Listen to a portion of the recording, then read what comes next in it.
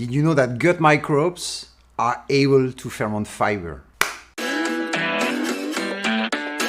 Hello, I'm Pierre Le Breton, Global Category Manager for Monogastric in L'Allemand Animal Nutrition. And today we're going to talk about fiber and how fiber can improve the animal efficiency.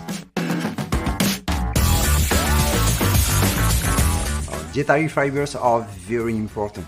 They can have a positive or a negative contribution to the global efficiency of the animal, playing both on welfare, but also transit time and many components that are contributing to the genetic potential expression. Microbiota has a huge contribution for the fiber valorization. As a definition, fiber are not digestible at all.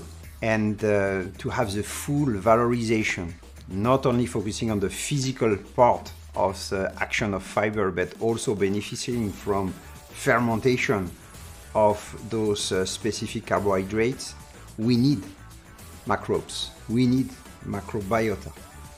And it's through a complex cross-metabolic feeding that when those specific bacteria, cellulolytic bacteria, when they are protected, they are able to secrete specific enzyme into a cross-metabolic feeding.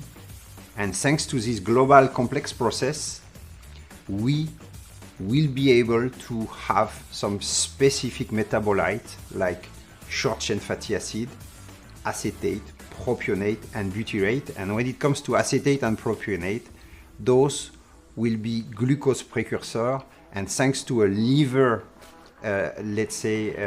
property, it will create late glucose.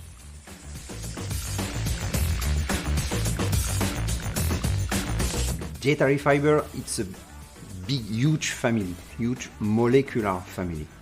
There is many methods to describe those fiber, and there is no perfect one. Some fiber are soluble, some are insoluble, and part of the insoluble fiber will not be able to be fermented. We call it inert fiber. Based on this solubility, we don't have the same property. Soluble fiber develop, for example, an impact on the retention time in the stomach, slowing down the transit.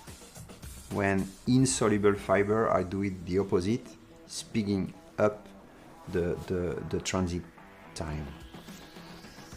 With the water, soluble fiber will be able to create viscosity. Viscosity at a certain point is negative, decreasing digestibility, making a cage effect with nutrients, so it's negative and must be taken under control. When it comes to fermentation, those soluble fiber will be fermented on the upper part of the large intestine, creating also one limit, because inside this cross-metabolic feeding, some metabolite could be used by pathogen, could be used by some opportunistic bacteria that we don't want to support. When it comes to insoluble fiber, we have the bulk effect, this capacity to mix all the digesta inside the digestive tract, and at the same time an important water holding capacity that create also positive property inside the lumen. So everything put together, we need to balance the soluble fraction and the insoluble fraction. With all the stresses we have in the farm, the fiber fermentation process is not always occurring. To have something regular in terms of fermentation and yield of fermentation, we have one technology, the Levus LSB, a specific live yeast, who has been proved as a way to protect, feed, and boost Fibrobacteres, able to produce several types of enzymes that will do the job of the fiber degradation.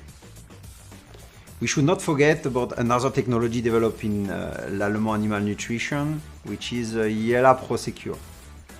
Big part of this technology is fiber, mostly insoluble but totally fermentable. That will be an ideal profile of substrate for those bacteria enabled to produce acetate and butyrate.